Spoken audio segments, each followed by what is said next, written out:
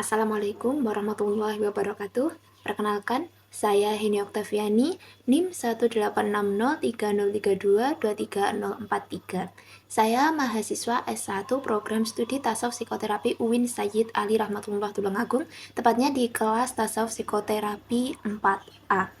Dalam video kali ini, saya akan menjelaskan tentang tasawuf Nusantara dari segi pengertian, sejarah, perkembangan, dan tokoh-tokoh yang mengembangkannya. Video ini saya buat untuk memenuhi tugas ujian akhir semester mata kuliah Tasawuf Nusantara yang diampu oleh dosen kami yaitu Dr. Bani MPDI. Selamat menonton! Yang pertama yaitu pengertian Tasawuf Nusantara. Tasawuf Nusantara berasal dari dua kata, yaitu tasawuf dan Nusantara.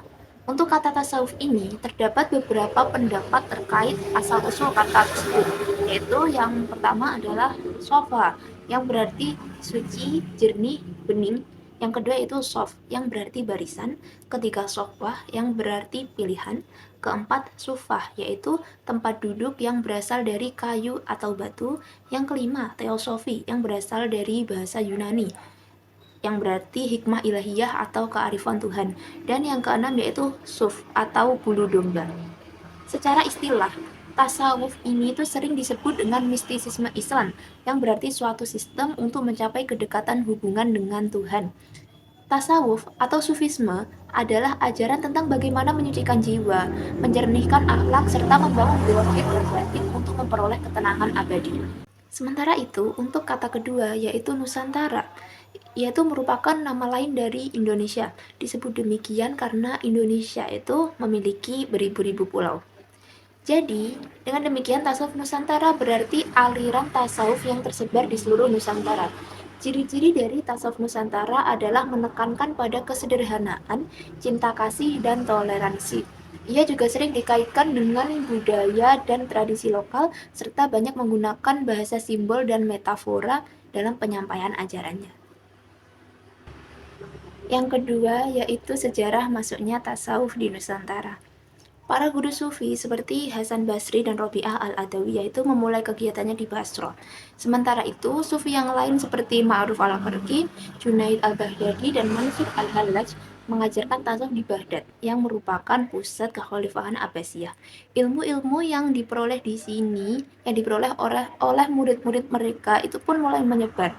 Dari beberapa catatan, diperoleh informasi bahwa orang-orang Indonesia dan Melayu yang belajar di Timur Tengah, mereka itu pulang ke Nusantara lalu mengajarkan ajaran tasawuf atau thariqat kepada masyarakat Indonesia.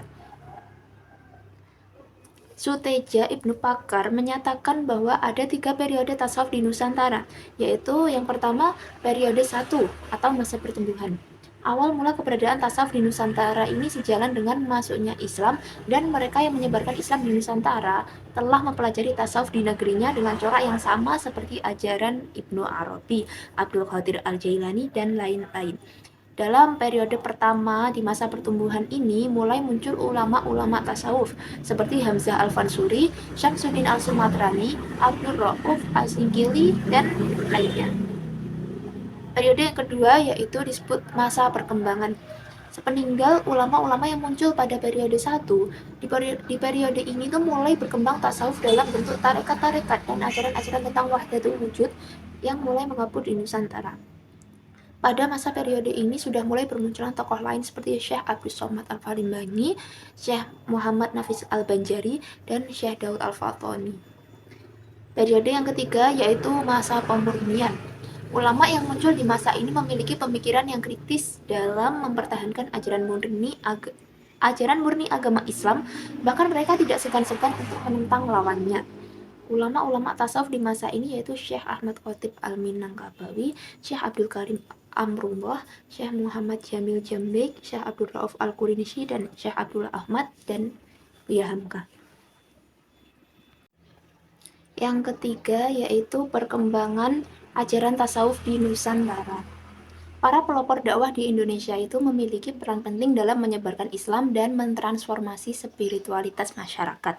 Mereka tidak hanya mengenalkan tauhid, tetapi juga menunjukkan cara terbaik untuk mengamalkan ajaran Islam dalam kehidupan sehari-hari. Meskipun mereka tidak secara eksplisit menyebut diri mereka sebagai sufi, namun dalam praktek dakwahnya itu mereka menerapkan tradisi tasawuf. Hal ini terlihat dari fokus mereka pada moralitas agama dan pembinaan karakter untuk masyarakat Indonesia. Istilah sufi itu memang belum populer pada masa itu, sehingga mereka lebih dikenal sebagai wali.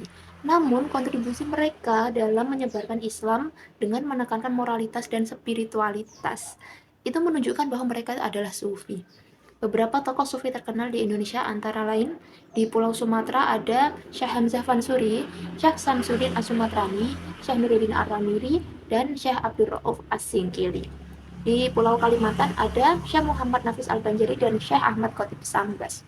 Sedangkan di Pulau Jawa ada Syekh Abdul Karim dari Banten, Kiai Haji Ahmad Syahibul Wafa Tajul Arifin dari Tasikmalaya, Syekh Muslih Ibnu Abdurrahman dari Merengen, dan Kiai Haji Romli Tamim dari Jombang.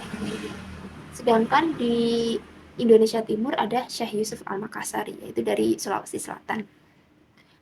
Mereka semuanya ini telah memberikan kontribusi yang besar dalam menyebarkan ajaran Islam dan menanamkan nilai-nilai moral dan spiritualitas atau tasawuf di tanah Indonesia.